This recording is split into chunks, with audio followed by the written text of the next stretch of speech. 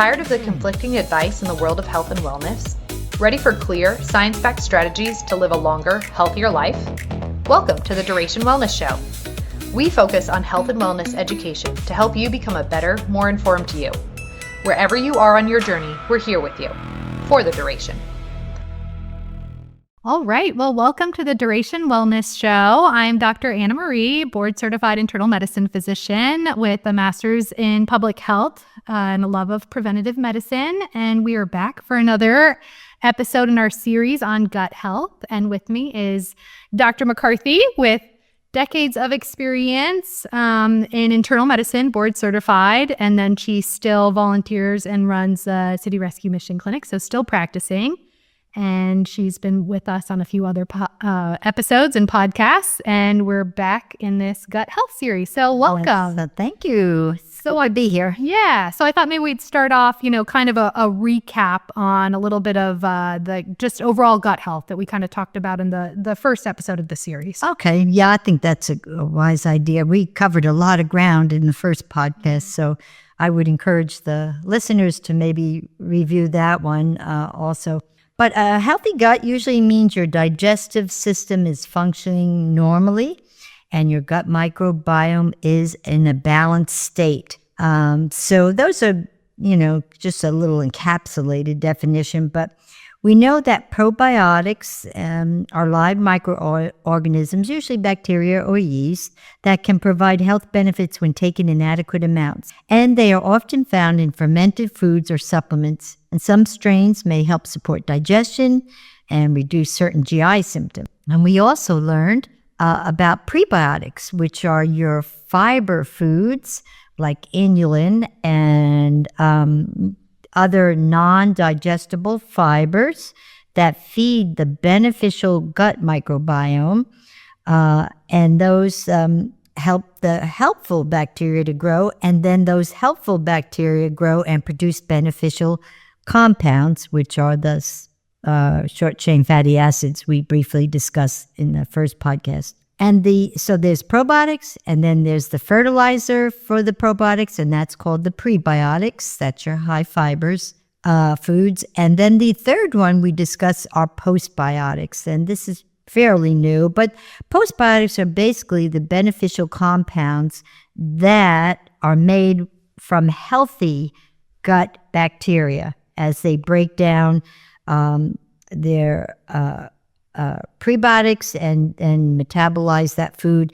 So these can again include these postbiotics include these short chain fatty acids that are produced, butyrate and other bioactive substances that help to support that gut barrier, so you don't get leaky gut, and they reduce inflammation. So we got probiotics, prebiotics, the fertilizer for the good probiotics, good bacteria, and then the postbiotics, which is just a byproduct of having a healthy gut with healthy gut microbiomes. And so a simple way I said last time to remember it, probiotics are the live workers, prebiotics are their food, and postbiotics are some of the useful products that they make. But they're all important with good gut health. And so some of this probiotics, we went over kimchi, kefir, yogurts with live culture, sauerkraut, miso, tempo, kombucha, and some cheeses, fermented pickles. And then we went over the prebiotics are basically your high fibers, high fiber foods. And so that was kind of just a foundational block for developing on with this gut health. Yeah. Awesome. I love it. So I think, to get further into this episode, I think one thing that would be really helpful to go over is, what I'm sure a lot of people, listen to the first episode and were like, I'm worried I have gut dysbiosis, meaning that my gut is out of whack, right? Mm-hmm. The bacteria is out of whack. So what really is the best diet? We talked about fermented foods and high fiber, but overall the best diet for kind of restoring a healthy gut microbiome. Okay. Yeah, this is interesting because I'm sure you have all heard about the Mediterranean diet. Yeah. And that still leads the pack for the best diet to restore normal gut function. Which is so interesting to me because it also is like the leading diet for cardiovascular health. Yeah. So it really just shows how, they're related. They're related. Yeah. And so the Mediterranean diet, though, continues to dominate. It's not a trend. It's the most consistently validated dietary pattern for our microbiome health. And so it does include, like you said, the fermented foods and high fiber. So this diet is rich in fruits, vegetables, legumes, whole grains, and healthy fats. And that type of diet increases not only the good bacteria population, but the diversity of the good bacteria. So you want a lot of diverse bacteria in there. And Mediterranean diet does create that state. And it also, we see higher levels of that short chain fatty acids production and reduced markers of systemic inflammation when someone is on the Mediterranean diet. And they had this study in 2020 in Gut journal, it's called Gut, that found that adherence to a Mediterranean-style diet among older adults led to microbiome shifts linked to reduced frailty and improved cognitive function. So that's a biggie. And so then they had this, one of the more nuanced discussions this year centered on the plant food matrix, the idea that nutrients in whole plants, they don't act in isolation, they act in unison. So sometimes just taking a little, supplement that may be an isolated benefit of a food, like something with polyphenols, and you just try to take a polyphenol supplement, it's not as beneficial as God has designed it in this matrix for best absorption and assimilation in your diet. So that's a new thing too on that research. So it's not just fiber; it's how fiber, polyphenols, and all these nutrients interact within whole foods to shape your microbiome system. And in 2019, in a cell host and microbe study, it showed that dietary diversity predicts microbiome stability more strongly than individual nutrients alone. And polyphenol-rich foods, they've been shown to modulate microbial composition and reduce something called oxidative stress. Oxidative stress is when there's a lot of stress on your body and you have development of free radicals, which can be so harmful to your body. And so having polyphenols in the whole food was very beneficial for reducing that. And then fiber fermentation also improved, that produced that butyrate and improved gut integrity. And inflammation is decreased, and insulin sensitivity is improved, and metabolites that affect our mood and cognition are improved. So it goes on and on, but we're finding out eating real food, not ultra-processed food, going back to, like you said, the basics is the best way to get this healthy and restored. It is. And I think sometimes people get a little overwhelmed as they learn more about this, in terms of trying to increase the diversity of like the plants. But something I always tell people that I think is very helpful is like even just different colors of the same plant help with that diversity, right? Yes. So if you think about that, you're going to get like a bag of rainbow carrots. It has purple carrots, yellow carrots, orange carrots. Those all have diversity in them. So those are all different, even though they're all carrots, they actually all have like different products in them. So they're helping in terms of this diversity. Even sweet potatoes, let's say you get an orange sweet potato, but then you also get purple sweet potatoes. That is diversity, right? Yeah. Those are it's all part of that. So it's actually a lot easier than people realize. I do think you have to kind of think about it a little bit more, but there are a lot of options out there in terms of that increase. It can still be even within the same, like a carrot is a carrot, but the purple carrot is different than the orange carrot. And so that helps in terms of the diversity, which is, I think, really helpful. Yeah, good advice, because I think that's so true. And again, if you get the whole food, it's the best way to eat, and organic, of course. But, I'm always going to mention a little bit about, I know people have probably read about fecal transplant. That's basically where you get another donor's stool and then it's introduced into your body, and that is supposed to restore the gut health, but it really doesn't. I mean, it has been shown to help with C. diff, Clostridium difficile, a bad bacteria that can cause chronic diarrhea, horrible health state. But well, I think, I think that there can be, it is an interesting concept. Probably a lot of people have not actually heard of it because it does seem quite wild, right? That you're basically like taking a pill of somebody else's poop, right? That's what it is. But the thought is that you're trying to implement what's going on in their gut microbiome within yours. And it does help significantly for some of these refractory, we call it a C. difficile infection, Clostridium difficile, but as I can't say it. But anyway, this very, very bad bacteria gets overgrown in your system. And so that can be very dangerous. People are hospitalized for it. I see people in the hospital all the time for it. And it can be life-threatening, especially in refractory cases, meaning that they've failed the regular treatment.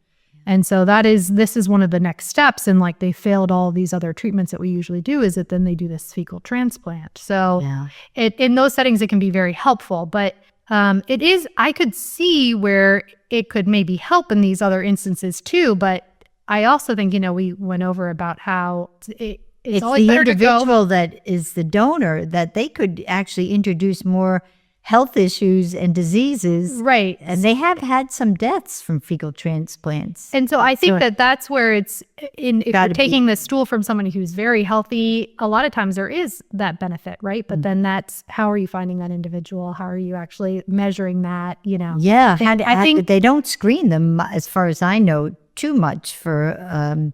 But, again, that was the study, too, for obesity treatment. It was animal studies, mice, where they took the stool of skinny mice and put it in the stool of obese mice, and the obese mice became skinny. Right. And then when they went in the other direction, the skinny mice, when they got the obese mice stool, they became fat. So I think it kind of shows that it is basically a reflection of the person's gut microbiome, right? Because they also have some studies, I think, where people who are really depressed, like, have been refractory with depression and stuff. That has been, yes. Where they've then taken the stool from people who aren't depressed, and that then it actually helps, Now, granted, the effects are not long lasting, which then I do think goes into how the gut plays such a big role, right? And this would just temporarily kind of fix their gut, right? Yeah. And if they're not making other changes, and the body as a whole. So again, I think it's just part of this, but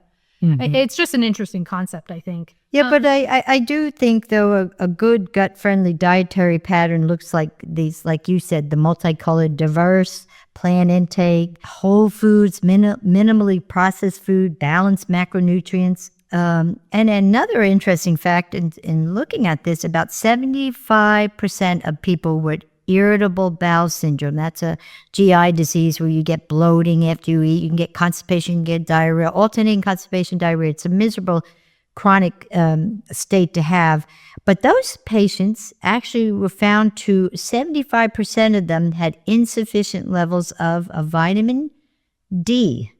Wasn't that, I thought that was, and about 70% reported improvement in their IBS symptoms when they took vitamin D supplements. So again, just another point of nutrients and B vitamins and vitamin D on gut health. And we also had a recent study on taking thiamine for chronic constipation. It was significant. And I think I go into that in one of these series that we're doing.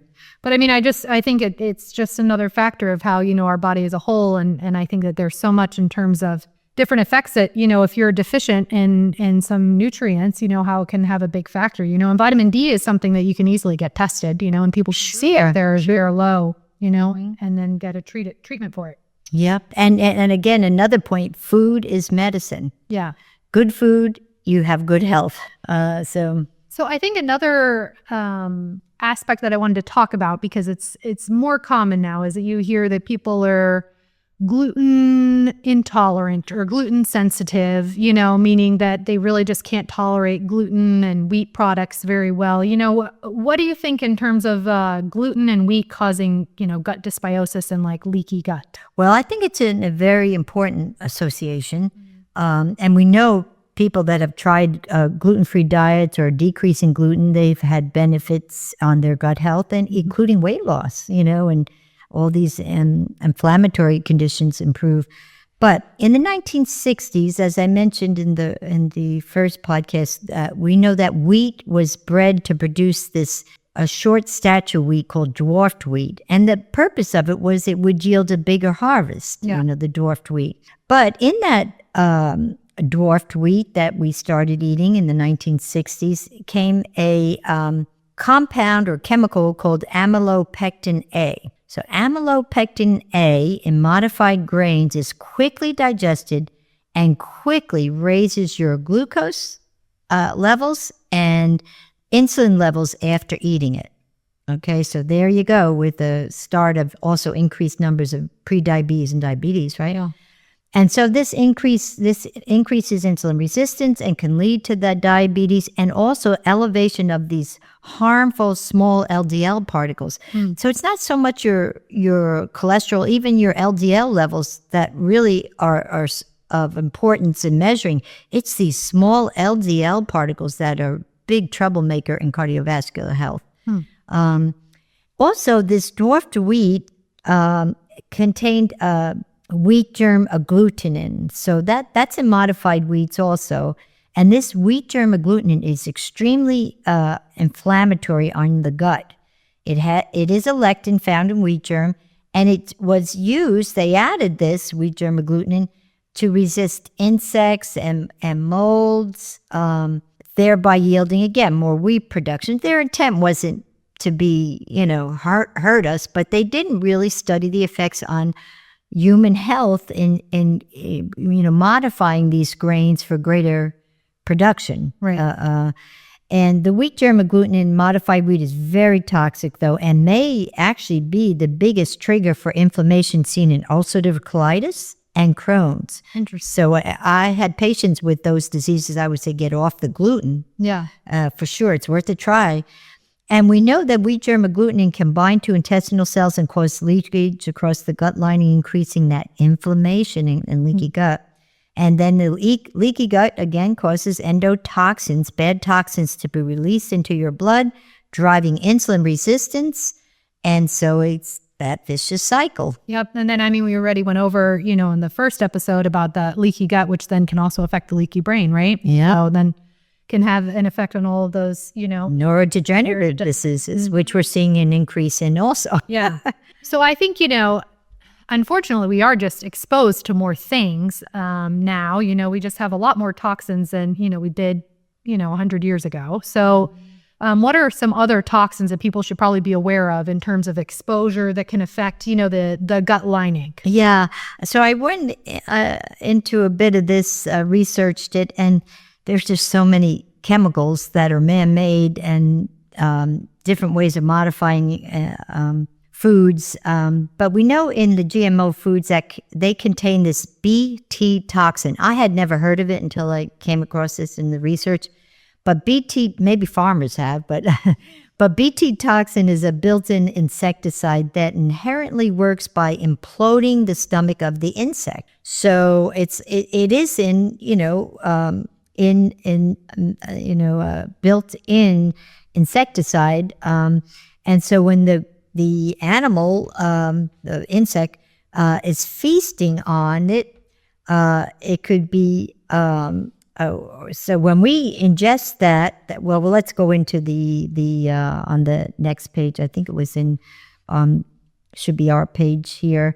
But this Bt toxin that is a built-in insecticide that works by imploding the stomach of the creature that's feasting on it, and it could be significantly contributing to the inflammation in your gut. So the most commonly consumed GMO crops, which include both herbicide-resistant and Bt varieties, are corn, found in most processed foods in the form of cornmeal, corn syrup, corn starch, corn flour, and so on. So this Bt toxin is in a lot of those products. It's also not only in corn, but in soy.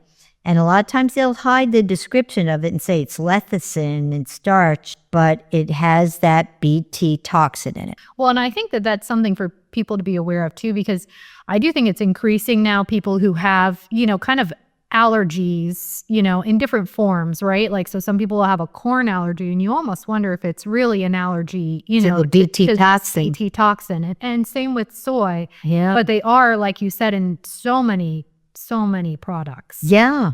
Because the soy lecithin, like a lot of times that'll be like kind of like an emulsifier that they'll add in different things, like even your chocolate. Most people probably wouldn't even realize that it's in chocolate, but like you're going to get most chocolate chips, they're going to have that in it, right? Yeah. So it's in a lot of things now. Yeah, it's hard to eliminate it all, but the world we're in. But also the other one was canola or rapeseed oil. That oil very high in this Bt toxin, and potatoes. Because, these Bt plants have been so genetically engineered that they're equipped with this gene from the soil bacteria, and then that allows the plant to produce Bt toxin internally. And then that plant incorporated pesticides such as Bt toxin are actually registered with the EPA as a pesticide, but the Bt plant itself is not regulated. So that's why they can say, oh, toxin-free, but it's not really, because they've incorporated it internally into the plant, right? Which has resulted in this false claim that Bt plants have reduced pesticide usage. They don't. But importantly, this Bt toxin in Bt plants does not degrade, nor can it be removed or cleaned off the food, because it's integrated into the cells of the Bt plants. And the plant-produced version of the poison is also 1,000 times more concentrated than the Bt topical spray. Wow, that's wild. That is wild. So you could see why it would be a very strong pro-inflammatory chemical, and could be a reason why we're having a lot of these inflammatory bowel diseases. Yeah. So now if you eat organic, does that remove that you're having those sort of modified plants, or not necessarily? It just means that you're not getting the spray. Exactly. And that's why, try to stay away from those corn, soy, canola, or potato that are plants that, even though they may not have been sprayed with Bt toxin spray, they have them incorporated into the plant itself. Which is wild, because there's like a lot of benefit from like certain soy products, right? Like tofu and, even tempeh, right? That's like the fermented soy product. So there's like a lot of health benefits there too. So I guess you could say it's these are soy products that to feed the cows, and maybe, I don't know, I'm not into all of that yet. Yeah, I would be interested to see. I'm sure that there has to be like, and I don't know, maybe it really is in all of them. I always try to get, because we know miso is a good fermented food, right? Yeah, it's also from soy. Tempeh. Yeah, and so anyway, and there just, I think, are so many health benefits, even just in decreasing, estrogen. A lot of times people have too high of a, if you're especially, more overweight, right? Your fat cells actually make estrogen, so you can be higher in estrogen, and that can be a driver of cancers. And so the phytoestrogens, which are in the soy products, actually help decrease that risk. So there's a lot of benefits that we know. So that's why I would be interested to see if there's, I bet you, we should look into that, because I bet you the ones in Japan, like the miso and the tempeh and the all those good fermentable foods for our gut, that perhaps that soy plant is grown differently and doesn't have the Bt toxin in it. And the soy plant that is used for feeding cattle and different, that maybe, I don't know. I don't know either. It definitely is something that I want to look into now, because I didn't know that. So yeah, especially it's 1,000 times more concentrated if it's integrated into the plant, which is wild. Yeah.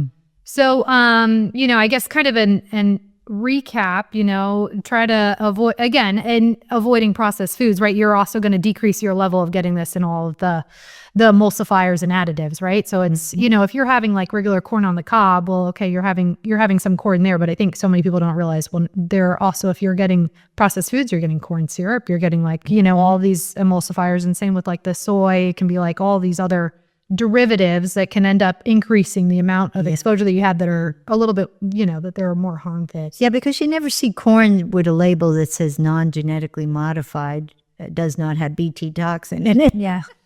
But again, organic is best, fresh is best, no pesticides, keeping your vitamin D level above 60. And again, and this is new with this administration, with the food dyes and candy, red dyes, soft drinks, cereals. They have a red dye called Allura Red.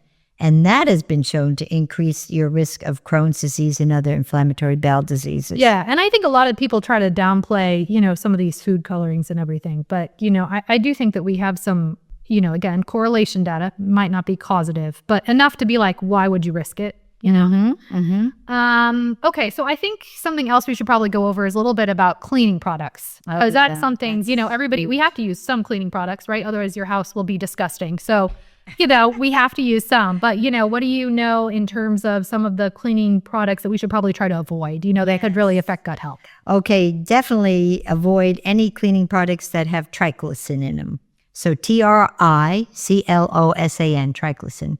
It's in most of our hand soaps, our cleaning products, and if you're in the hospital setting, a lot of times they have you cleaning with some of very toxic chemicals, But these studies show that triclosan can cause or worsen colitis and predispose the individual to colon cancer. And it increases the tumor necrosis factor. So the relationship to the microbiome was studied in controls in mice, and there was such a difference between those that were treated with triclosan and those without. The ones that were had the triclosan exposure, we saw that inhibited the growth of beneficial bifidobacterium. Bifidobacteria is a very healthy, important bacteria to have, and that was decreased by 30%, and then that led to inflammation. And so we see that some of these chemicals, we're just starting to find out they can, again, compromise that tight junction and cause leaky gut and inflammation.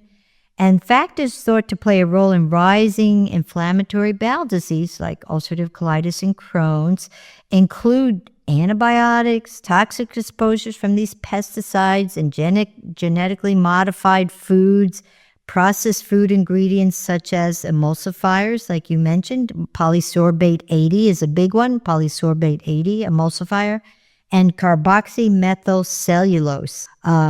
So a nice little app I do like is either the Yucca app or Bobby Approved app. They're free. And you can just hit the QR code on the food in the store, and it will tell you if it's approved or not approved, whether it's healthy for you or not healthy, and it will tell you why it's not healthy. And because it's hard for you to memorize and know all of these chemicals, so I think that's a good little tip for folks that want to really keep it toxin free. Yeah. But we do know diets in wealthier countries often eat these processed food that contain these toxic additives and emulsifiers. And these additives are increasingly associated with these inflammatory bowel diseases. So this study was a group at France's National Institute of Health, and they focused on one particular emulsifier. Emulsifiers kind of just are thickening your food product. It's in a lot of processed foods just to make it more palatable, right? Yeah, basically it can be like a thickener, or it can make it taste smoother, or, it just basically tries to make it taste better. So. Yeah. So this one focused on one emulsifier called carboxymethylcellulose, which is commonly found in processed baked goods, the processed cookies, cakes, and sandwich bread and ice cream. And these emulsifiers, again, are common additives that are found in mayonnaise and salad dressings, baked goods, ice cream. They have been shown to cause colitis and increase inflammation. And that's why we try to make our own salad dressing now, thanks to you. We mix the honey with the Dijon mustard, and it's quite good. But we know that this particular one really has been researched and has been proven, this carboxymethylcellulose, to in these processed foods to really wreak havoc on and increase the inflammation in your gut. We also know other toxins like forever chemicals we briefly discussed, your PFAs, polyfluoroalkyl substances. That's why we abbreviate them PFAs or forever chemicals. They're in our makeup, our food packaging, our waterproof clothing, our fire retardants in clothing, furniture, carpet, nonstick cookware, groundwater, and firefighting foams, which is why we're seeing an increase in firemen and firewomen of developing colon cancer and other cancer. So these PFAs, these forever chemicals, have spread through the atmosphere into our brain, and they're found in the blood of most Americans, and they are around forever. Well, and I think they're being linked to more and more. But just to go back, I think a little bit real quick to the emulsifiers, I think it can get a little overwhelming, where you just listed off a bunch of, different emulsifiers that can all cause issues. But I think, for most people, if you just take a step back and you think, hey, less ingredients, more real food, right? Yeah. More cooking at home, where you're making, single ingredient meals, that cuts most of this out, right? Yeah, if you're washing, even if you can't afford organic, but you're at least, rinsing and soaking your fruits and vegetables and everything ahead of time. Yeah, especially, and baking soda can help even more. But rinsing that, then at least you're decreasing that. And, then you can also do other things like, peeling your potatoes or peeling your carrots, right? If you can't get organic, right? So you can still kind of try to be cost effective, but still, help with your health. And I think, going back to, it is, I think a lot of times, we try to have a fast and convenient, food, but there's other ways that you can do that, right? Even with soups and meal prepping and things that are doable. But going back to more single ingredients is really the easiest way, because it can get overwhelming, to try to be like, well, what ingredient is in this? What ingredient is in that? Well, if you're making, broccoli, sweet potatoes, and fish, well, then that's 3 ingredients. There's not any emulsifiers. Yeah. So yeah, that's good advice. That's how it was centuries ago, and we didn't see all these diseases. But the other one is a big culprit, and I'm not labeling it as a toxin, like a man-made toxin, but because it has saved lives.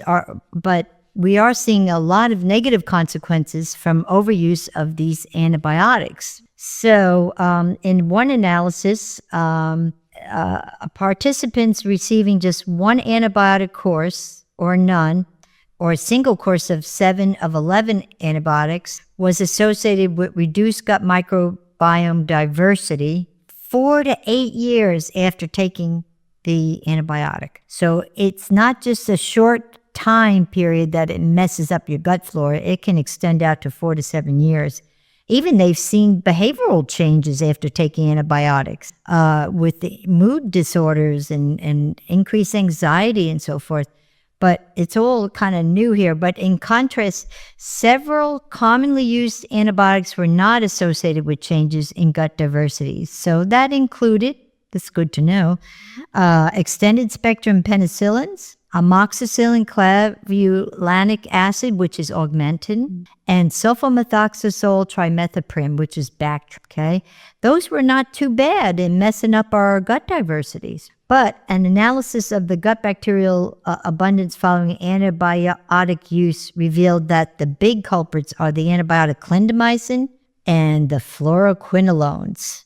Which actually makes sense, because clindamycin used to be the biggest culprit for causing C. diff infection, which is we talked about it earlier about a bad bacterial overgrowth. So that actually kind of makes sense. Yeah. But I also think this is important for people to know, because there are times where you have to take antibiotics, right? Yeah. And it saves lives. And also sometimes a very bad bacterial infection can be just as detrimental to your health. My first thought comes to strep, right? Some of these kids who get strep, they can get a debilitating, neurological issues from it, not to mention all the heart issues and so many other things that can come from it. So there are times where we have to take antibiotics, and it has saved lives, right? Yes, but absolutely. I think where it's important is that for a while, I think people used to think there's no downside of an antibiotic.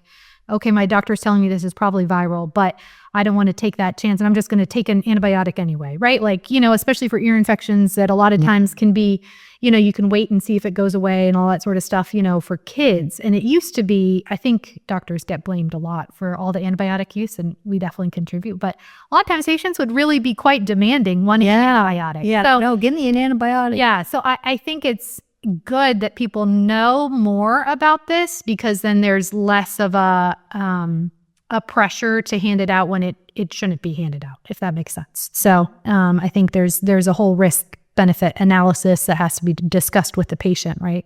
But it is very cool, I think, to see that some antibiotics don't have quite the same effect as other antibiotics. So that's very interesting. Yeah. And the other thing is, we already talked about the postbiotics that are compounds in your gut that your good gut bacteria produce.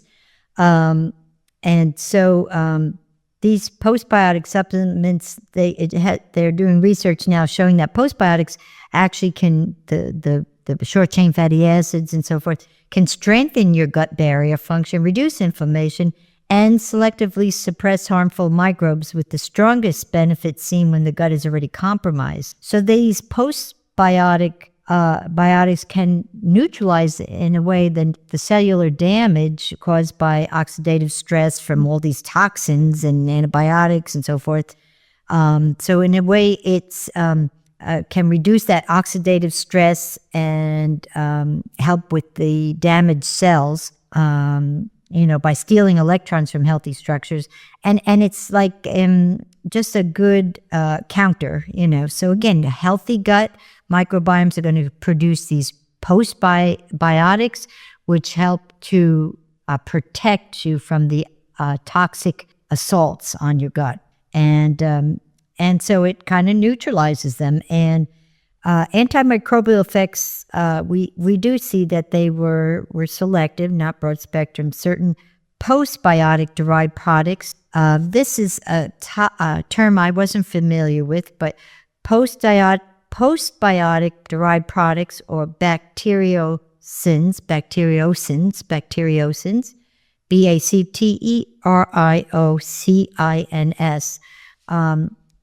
They're been finding out that suppress specific harmful bacteria without wiping out beneficial microbes. So, the problem with antibiotics is it not only targets the bad bacteria, but also wipes out the good bacteria.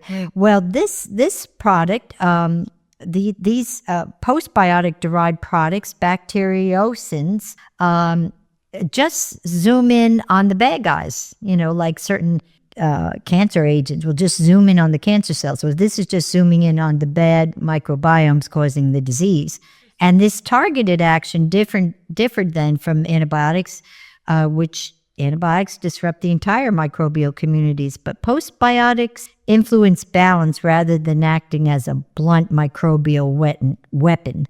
And again, the strongest benefits were seen in tissues with barrier, strongest benefits appeared in tissues with barrier functions. So, and we also, this was interesting for us, beyond your gut, this study documented improved outcomes in skin wounds, atopic dermatitis, vaginal eczema, atopic dermatitis, eczema, vaginal infections, and oral biofilms. So these postbiotics are going to come into play here because they act through signaling, not colonization. Remember, they're a byproduct of good, healthy gut, and they interact with receptors on your cells, influencing your immune signaling systems, regulating gene expression linked to inflammation and repair. And instead of taking over your whole microbiome like antibiotics do, they just act as messengers that nudge existing systems towards stability. And again, whole foods, fermented foods support this continuous postbiotic production, which also supplies nutrients that supplements can't replicate. And remember, these postbiotics, they are not the bacteria. They're the compounds that good bacteria leave behind after their digestion. And so these include the short-chain fatty acids, acetate, butyrate, and propionate. And these substances already exist inside you when your gut bacteria functions properly, which means probiotics are actually, just look at them as an outcome of good gut health rather than a replacement for it. Yeah. Because, they're going to come on the market with some super duper probiotic, but it's just getting the whole gut microbiome healthy, and then it will do its own thing in producing these postbiotics. Mm-hmm. So we see that's why they said here the distinction matters, because supplement marketing often skips right past it. The real question isn't whether postbiotics do useful things in your body. We know they do. Yeah. But the question is whether buying them in a bottle makes sense when your gut already can produce them for free if you have a healthy gut bacteria. Yeah. So, but there are some studies using the butyrate in people with inflammatory bowel disease, and using that supplement because it feeds your colon cells, but it actually, they're finding out butyrate, that important small chain fatty acid, reaches into the cell nucleus and influences genes to turn the genes on or off. And that's genes that actually influence the inflammation and cellular repair in your colon. Wow. I know that's that epigenetic effect, where butyrate can influence your genes, turning them on and off, the good ones on and the bad ones off. And so they're doing a lot of research at butyrate, that postbiotic, at least in inflammatory bowel disease. And I mentioned the other one was thiamine. This is recent too. Gut bacteria the good bacteria in our gut require thiamine to help break down foods into butyrate, this beneficial metabolite for gut barrier support and healthy gut motility. So butyrate increases your thiamine, and your thiamine then, we're finding out, is very important for your normal gut motility, your peristaltic way that moves food along in your intestinal tract.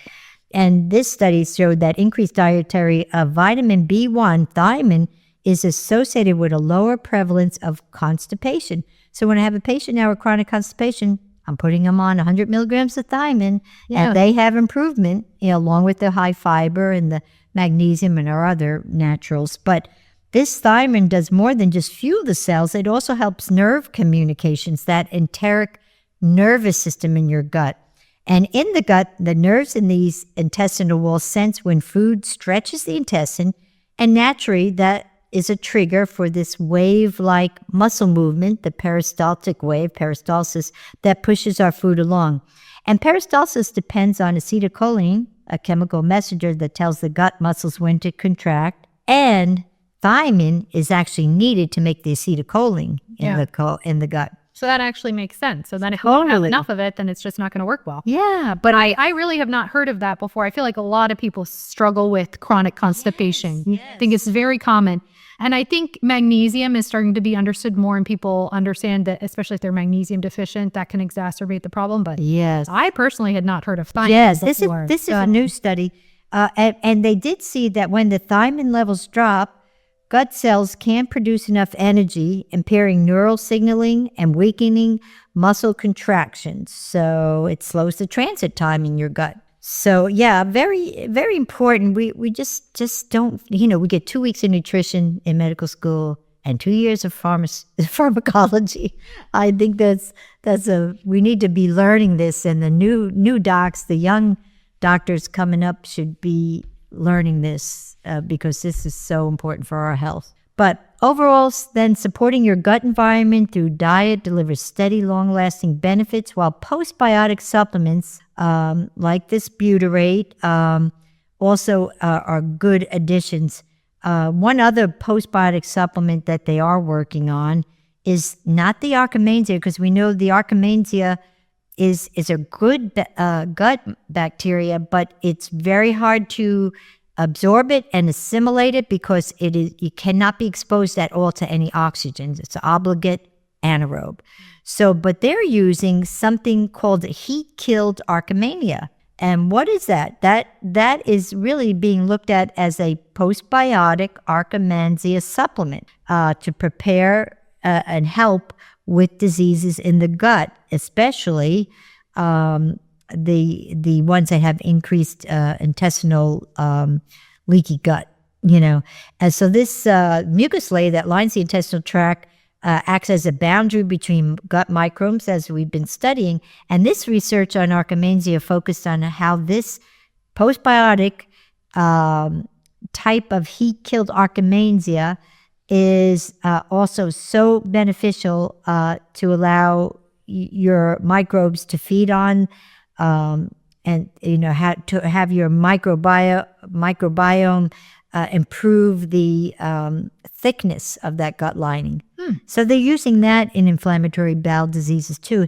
It's all new, but it again is something that makes sense with these postbiotics, the butyrate and this heat-killed Akkermansia as possible benefits for the inflammation in the gut.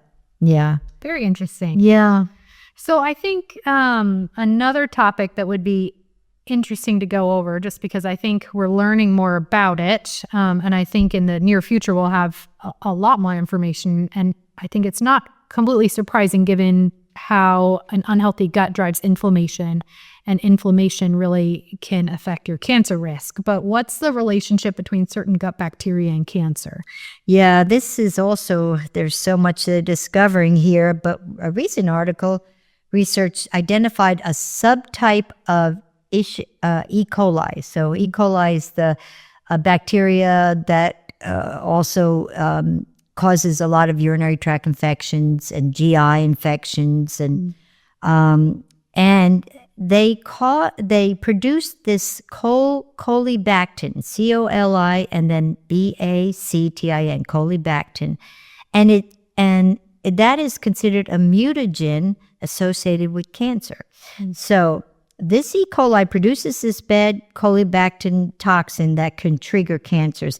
This suggests that early exposure increases the risk of developing cancer at young ages. And of 981 colorectal cancer genomes, or the gene mapping of these colorectal cancers, of 981 of these colorectal cancer genomes, most carried mutations suggested of prior exposure to Colibactin, this toxin produced from this E.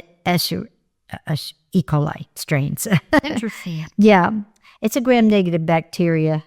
And patients with extremely early onset colorectal cancer, younger than 40, were 3 times more likely to have this Colibactin mutation. Wow. Than patients older than 70. And crucially, colonic exposure to Colibactin from this bad bacteria E. coli was linked to adenomatous polyp formation and adenomatous polyp colon driver mutation. So a lot coming down the pike with that. But these findings suggest that Colibactin-induced injury from this bad bacteria can accelerate cancer development in some individuals, and environmental factors may contribute to the rise of early onset colorectal cancer as well, such as consuming red meats, because you get carcinogens, especially if you're grilling, processed meats, especially are a culprit, and other processed foods, low fiber foods, lack of fruits and vegetables, drinking alcohol, lack of exercise, obesity, and Colibactin exposure. So they kind of group them all together. But again, you just have to look at it when you have an imbalance in your gut bacteria.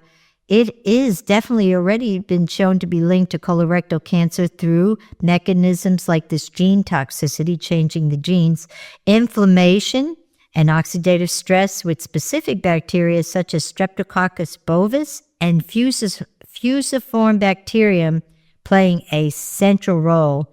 That fusiform bacteria we'll go into a little bit later there, but yeah, but I guess, because then people can hear that and say, well, what do I do about that? But really the takeaway that I would take from that is, again, a healthy diet, right? High fiber, high probiotic and prebiotic foods are really going to help protect you from that, right? Yes. That would be the biggest way. And absolutely not, trying to limit known toxins, right? So limiting the alcohol, limiting your pesticide exposure. Yes, like junk food. Yeah, all the processed emulsifiers. So yeah, and then we do see that, of course, the antibiotics. This was in a study. Use of antibiotics may lead to an increased risk of colon cancer at ages, especially ages less than 50, in an analysis of a large Scottish primary care database. And it was especially increased in the proximal, the beginning part of your colon. Most of these colon cancers are in the distal part of your colon,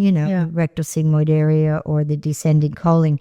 But these antibiotics, as we found out, can hurt not just the bad bacteria in your gut, but the good bacteria. And so that could explain this. But we do see these gut microbes, so influencing genes and being cancer influencers.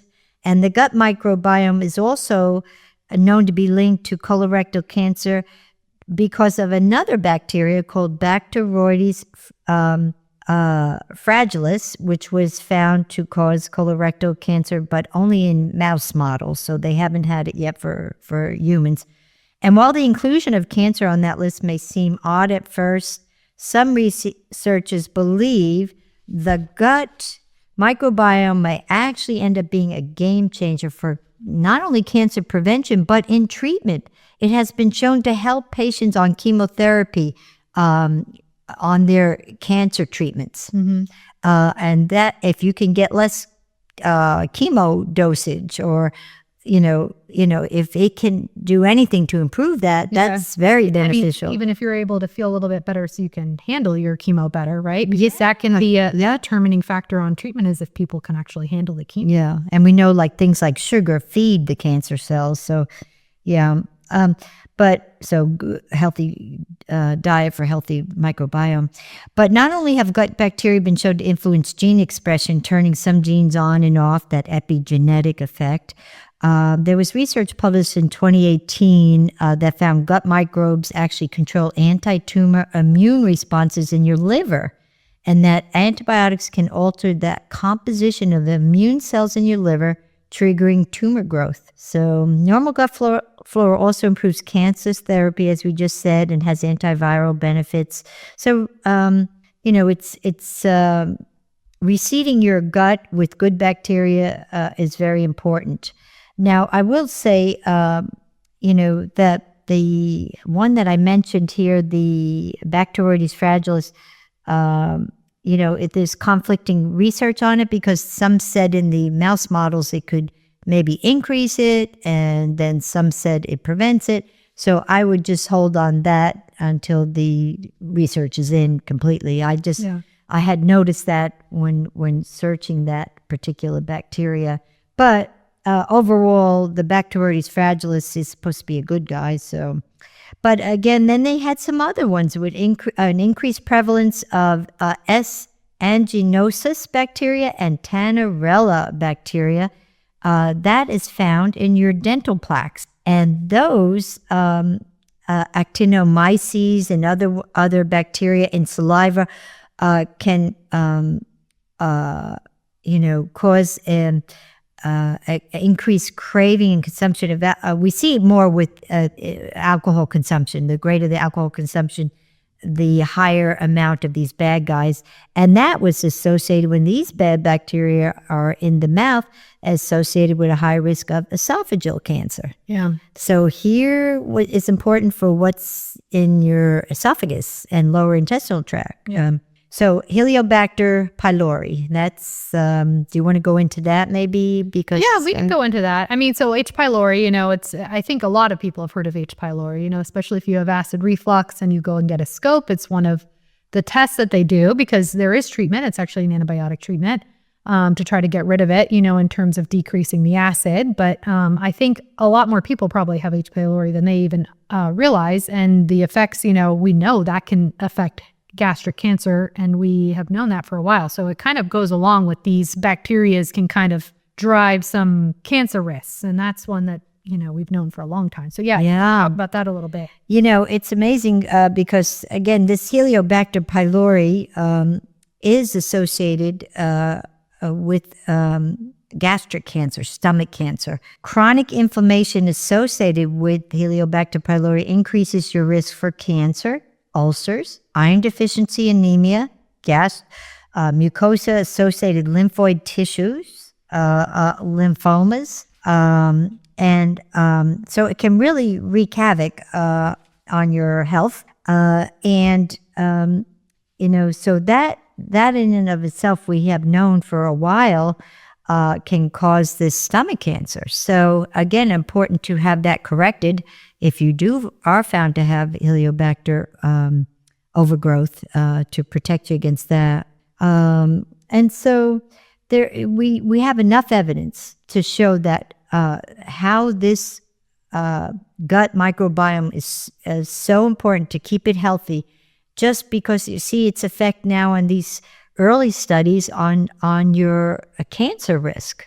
Yeah. And so it's a good way for cancer prevention too. A healthy diet with a healthy gut microbiome. Yeah. And I think in the series down the road, we can discuss some other significant toxins and how to maybe keep those out of our body for prevention too, for cancer causing triggers, Yeah. But it's quite a bit here today. Yeah, it was. I think we covered a lot. So I think, as always, this is not intended as medical advice, but for educational purposes only. But definitely learned a lot about the gut effects there. And we will continue our series on gut health. So see you. Okay, thank you. So I think that was, a good overcap on, well, again, as we know, gut health, it just affects us in so many ways. Mm-hmm. I think another topic that we should probably talk about, just because, again, we're exposed to so many more toxins now. But, I think maybe talking about some of the toxins and their causes of inflammation, and what toxins we should kind of look out for. And I also think microplastics, people are finally starting to realize, oh boy, yeah, how huge of an issue microplastics are. And, I really think, when I was growing up, I never even thought about it, right? I mean, I use plastic everything. I used to have, my water bottle was plastic. I would get those especially in college, those microwavable meals. You eat microwavable plastic. Yeah, and Lunchables I used to give you. Yeah, but I mean, we didn't know, right? Yeah. But now I think people are starting to realize, hey, microplastics really, they have a lot of effects, and a lot of these toxins do. So I think let's maybe start with microplastics, and how does that actually affect the gut? I think it used to be people would be like, oh, we're finding these microplastics, but then there was an argument of, oh, well, it's not really affecting you. But now we know better. So yes. Well, and again, remember that chart that I looked at, I showed from the 1960s on, this big surge in obesity and all kinds of diseases, diabetes, insulin resistance, hyperlipidemia, cardiovascular disease, a big surge of it starting and continual elevation of it since the 1960s, when we started using a lot of plastics. Yeah. When I grew up in the 50s as a child, we had glass. We had milk delivered in glass like that. You get your food and stuff in glass. Yeah, we hardly used plastic. Yeah. And it was just, healthier. We used for using those products. And then you see that movie, The Graduate, and it's all about plastics now, and the 60s there. And so plastics, once they came on board and were used more and more frequently, we started seeing a lot of the negative health effects of it. So they harm our gut mainly by disrupting our normal healthy microbiome, and they weaken the intestinal barrier, causing leaky gut, promoting inflammation, which then can affect digestion and our immunity, because we have a lot of immunologic cells in our gut, and even systemic disease risk. So how do they do this? How do they disrupt the gut microbiome? These microplastics and nanoplastics, smaller particles of plastics, can cause gut dysbiosis, bad bacteria overgrowth, shifting the balance away from these beneficial bacteria and increasing pro-inflammatory and pathogenic species. So that can destabilize this whole microbial community in your gut. And they act as really plastics as ferry vehicles, like a ferry, F-E-R-R-Y, for pathogens and other toxic chemicals like forever chemicals and phthalates and BPA, which are endocrine disruptors. which then colonize the gut along with the plastic-bound hitchhikers, further messing up the composition of your gut microbiome and the function of your gut. And they damage, again, the microplastics increase that leaky gut. They actually destroy enterocytes or cells that cause the lining of your gut. So they are altering this tight junction proteins. They suppress the mucus production, the protective mucus that you described. And that allows for all these endotoxins and inflammatory molecules to then get into your bloodstream and wreak havoc on the rest of your health. But we see that microplastics can actually heighten fat absorption and pro-inflammatory signaling. And chronic exposure has definitely been shown to alter our immune cell function in the gut. And that is a huge portion of the function of our gut in our intestinal tract, the immune system, including these macrophages and T cell differentiation. T cells are like our T killer cells, and they're cells that our immune system produces to gobble up and destroy bad toxins and bad viruses and bad cancers, and but that is also altered from microplastics, worsening the inflammation and causing inflammatory bowel disease. And they also, microplastics can translocate from the gut into your organs, like your liver, into your blood. And so that can indirectly then causing these problems with fatty liver and other liver diseases, kidney, and of course our brain. We have a teaspoon of microplastics in our brain is what's calculated to be the amount of. So it's wild. And they find it in placentas and, pretty much everywhere. It's crazy. Yeah, so I'm sure that's causing some problems with increase in neurodegenerative diseases. But it's a big problem and important to find safe ways to get rid of it and avoid it. Yeah. So one of the ways they said you can is simple things, and you discussed this in I think it was our dementia series. Yeah. But safe ways to reduce microplastic exposure focuses on cutting plastic where you eat and drink, cutting that like plastic cutting boards, and using a bamboo cutting board or natural materials, filtering your water and your air. Most of these steps are low risk and they can be added gradually into your lifestyle. So just do them as you can, and stop using plastic food containers, plastic bottles. Do not get water from plastic bottles, especially if it's sitting in the heat in your car.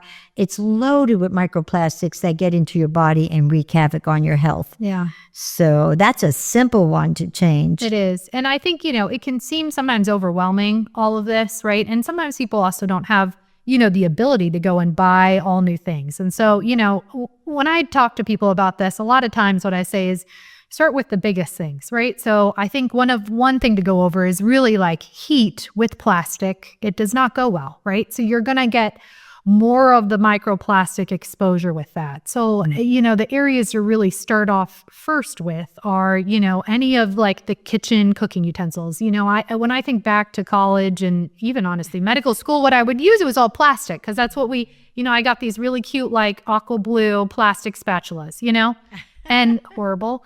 But, those things, you're using those all with the heat, right? And then also, and then also the nonstick cookware used to be, it was the only almost cookware that you could find, right? And that also has all these forever chemicals in it. So, your top things really to hit are going to be all of this heat exposure, right? So, if you're limited by what you can do, really where I would say is, really anything that's in contact with heat. So, when you're cooking utensils, all that, and especially I will say black plastic can be the worst offender, because people don't realize a lot of times, they'll say, hey, look at this, it's recycled. That's great. I'm being good for the environment. Well, what you don't know is a lot of the black plastic actually come from recycled electronic, which means that they have these fire retardants on them that are extremely toxic. Oh, that's horrible. And then so not that has all the forever chemicals. Yeah, so then not only are you getting the plastic part, you're also getting all of these other chemicals that were in it. So when I tell people, you know, and not microwaving with plastic in your food. Well, and people also don't realize a lot of times the to-go containers, right, are those black plastic to-go containers that have those. It's terrible. So it just, oh my gosh, yeah. And it can be overwhelming. But, you know, I would start with like, those are like kind of like the biggest heavy hitters, right? Is that heat is really breaking that down. Plus those have even more chemicals than just the plastic alone. Yeah, so that's simple changes that can make a huge difference. I agree. Yeah. And so, you know, just having to stop using these food containers that plastics and the bottles and the wraps and the storage, and use stainless steel, glass and ceramic instead, and don't microwave with plastic containers or plastic coverings, and also don't get popcorn that's in the popcorn bags. Yeah, I used to do that all the time, and now that I know what's in the lining of the popcorn bags, no way. Yeah, you know, it's not worth it. Make your popcorn at home. And then we did a good old-fashioned stainless steel pot. I mean, it really is terrible. And even in our you know, like we were saying, and even in tea bags in our last series, remember the plastic that's in your tea bag, the mesh, don't use that. Cut out the tea and just put it in somebody suggested using a French press for your tea, so you don't have to just drain it. Loose leaf tea, and that would eliminate the plastic from a tea bag. And coffee cups, I think that's another thing people don't realize. I think people know at this point, you know, your Starbucks with all the sugar, you know, that's not healthy for you. But people might be, well, I'm just getting a black coffee from Starbucks. Well, if you're not bringing your own mug, then that's getting poured into, even though it's a paper cup, the lining is plastic. Yeah. So again, the heat is the worst part because it's breaking down that plastic. Yeah, even dishwashing plastics in your dishwasher releases a lot of microplastics in the dishwasher, they found out. I know. And people, I mean, I think those pods are very common that everybody uses, right? And so they put those pods in there. And that has a plastic covering, right? So what's happening? Everything getting broken down, and then it's going onto all your dishes and stuff. But even if you have a plastic plate that you want to reuse and you stick it in the dishwasher, that releases so much, you know? Yeah. But avoid these single-use plastic bags and bottles. Carry a stainless steel or glass bottle and reusable cloth bags for your groceries and produce. Switch from plastic kitchenware, like you said, to wood, bamboo, or metal utensils, cutting boards, cookware. Rinse your grains, meat, and fish, and wash produce well. Studies show, and you mentioned this early on, that rinsing can cut microplastics served on rice and reduce surface-bound particles on animal food. So rinsing wouldn't hurt either. And you want your water that is filtered with no microplastics. You know, we use the reverse osmosis. It has, or high quality NSF certified filter. And avoid, again, anything in the heat there that's plastic. Skip plastic pod coffee systems and many paper tea bags that will shed. They're not paper tea bags. They have microplastics, and switch to the loose tea and a metal strainer or glass coffee setup, which, thanks to Anna, Dr. McCarthy Wells, we did buy an expensive coffee maker that has no plastic, because I had a very expensive coffee maker. I love my coffee in the morning. And it had basically a reservoir where your water was put in a plastic container. And then it would have a carafe that was stainless steel, so I thought it was fine. But then I looked at where the hot water comes out of, and it was all that black plastic. Yeah. And so I started using French press, but then I didn't want to continue using French press, because if you don't have the brown filters in your coffee making, then you get all of the negative lipid particles from your coffee oils that can raise your bad cholesterol, your LDL. So we got this expensive one. It's just made from all glass, this coffee maker, and stainless steel. So which is good that, you know, there's starting to be options out there. But, you know, also for a more affordable option, there are, you know, glass pour overs. Oh, yes, that's good. Are great because, you know, I will say there's a lot of very affordable, you know, stainless steel hot water kettles, or even an old fashioned stainless steel water kettle that you put on the stove, right? And then you just pour that over the filter in with a glass carafe, and that's, you know, no plastic there. Yeah. Right. And those are, you can find that's how we used to be affordable. And that exactly. So yeah, there's a lot more, and it's good to see that, you know, there are more options, because I think, you know, as people are realizing the danger, that is driving, you know, consumer changes, which is cool to see. Well, I hope it does in some big companies that make workout clothes, because thanks to you, I also found a company that just makes clothing that is not made with nylon and polyester, that have microplastics in them, are horrible for the environment.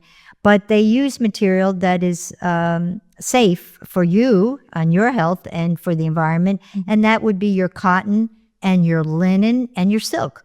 And so that and wool. That's right. Wool. It's very good. I don't use it here in Florida, but yes, the wool is very important too. And fewer of these synthetics. And you think we sweat when we're working out, and we have the sports bras and the sports, you know, tops and pants, yoga pants that are all polyester, microplastic filled, forever chemical clothing. Yeah.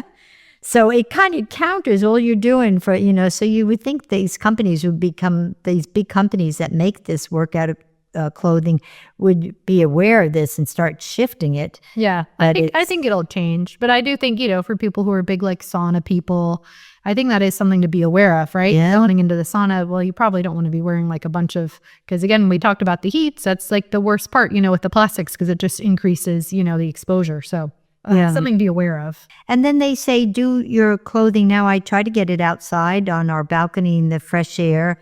Try to line dry your synthetic clothes when you can, and use a cold, gentle wash cycle, because heat and friction from dryers and hot cycles actually increases the microplastic fiber shedding. Yeah. Dust and vacuum regularly with a HEPA-type filter to reduce airborne microplastics that settle in your house on surfaces, and use fewer plastic package cleaners, which we're one into, and cosmetics, and opt for bar soap, safer choice, or minimally plastic packaging products. You know, I think we talked about, you know, cleaners a little bit before, and sometimes some of the harmful chemicals that can be in them. And, you know, one of the best cleaners that I use for so much, I mean, obviously it can't be used for anything, but vinegar and baking soda, you know, very affordable. And, you know, not make a spray, and are fantastic. So. And they work so well. And there are more cleaning products coming out with different companies that have them to be less toxic. But the other thing is limiting shellfish. Now, that was a bummer to me, because I can't eat the high mercury fish because I have a high serum mercury, which I'm trying to chelate out now with the protocol. But the mercury is high because of a combination of amalgam fillings, silver fillings, and my high intake of mercury-rich fish. So I tried to do, you know, a smash fish, which we discussed in our prior series, which are salmon, mackerel, anchovy, sardines, and herring as my fish product. And my omega-3 supplement is made from those type of fish, because I don't want the high mercury.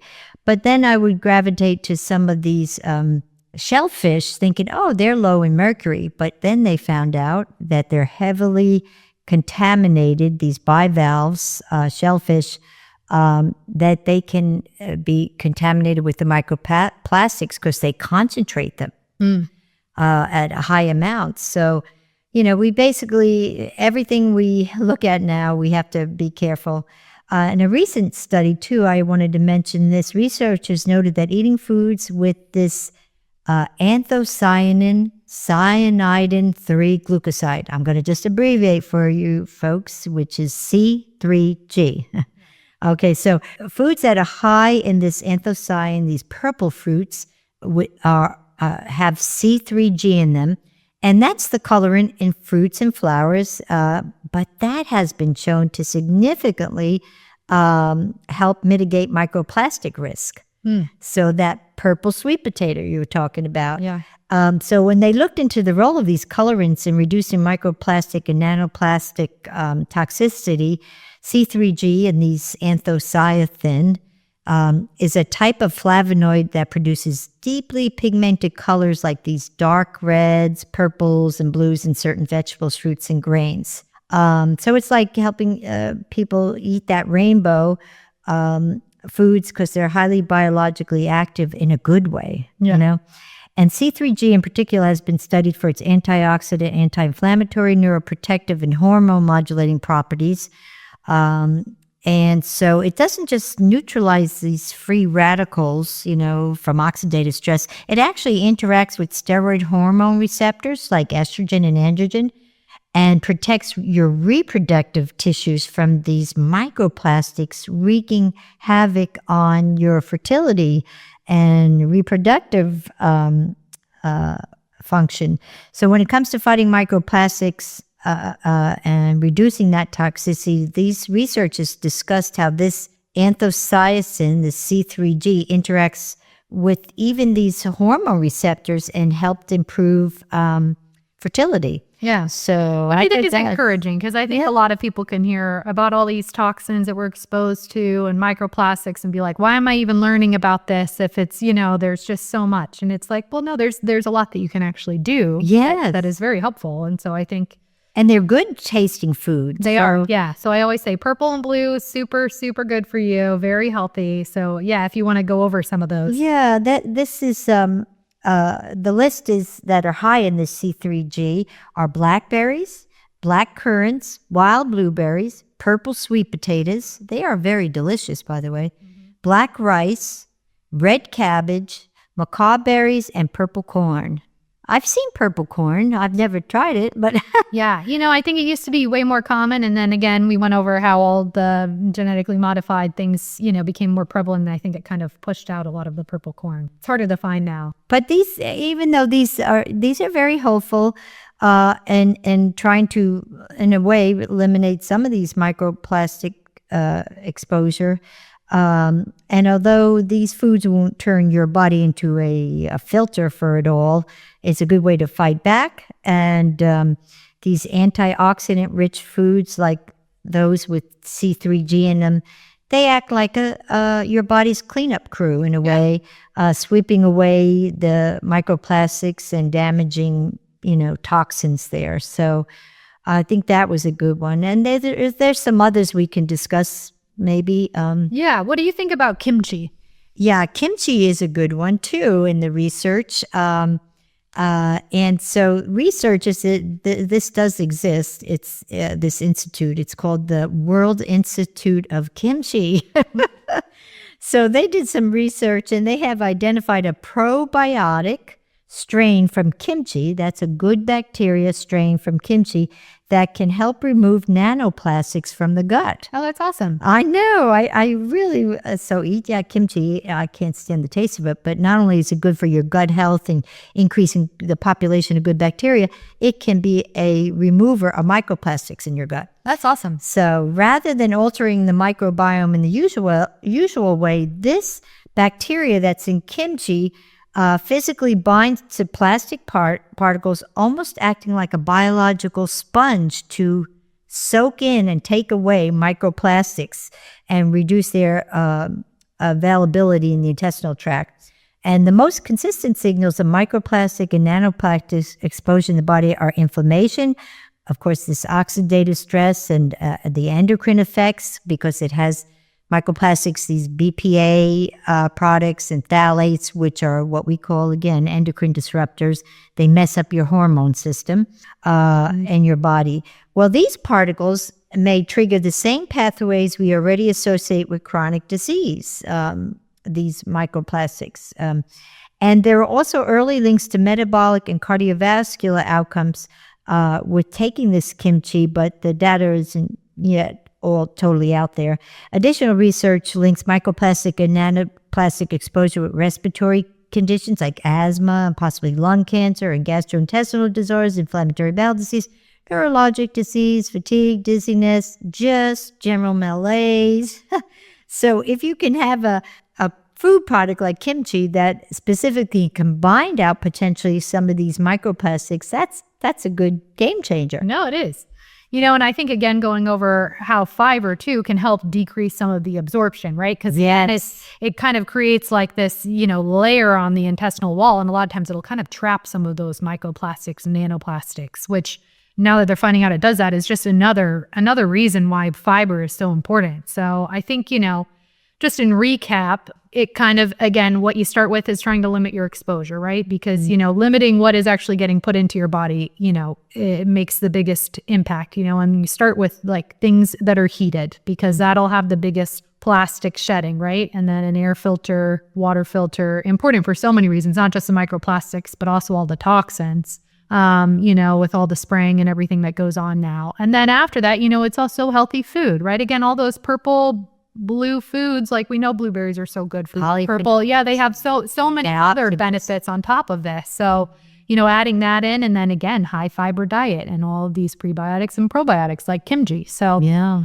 I think just again, it goes back to healthy diet just has so many beneficial effects. So yeah. Well, this was awesome. I think this was a great overview and part of our series on gut health. And we will continue with another episode soon. And as always, this is not intended as medical advice, but just for educational purposes only. So sounds good. I hope you guys all have a good one. Bye. Thank you for joining us for the Duration Wellness Show. We hope you feel equipped to apply today's science-backed insights to your daily life. To find show notes, past episodes, and all the resources we mentioned, visit us at durationwellness.com. As always, this podcast is for informational and educational purposes only and does not constitute medical advice, diagnosis, or treatment. Always seek the advice of your physician or other qualified health provider with any questions you may have regarding a medical condition. The views and opinions expressed by guests are their own and do not necessarily reflect those of the host. We'll see you next time, and as always, we're here with you for the duration.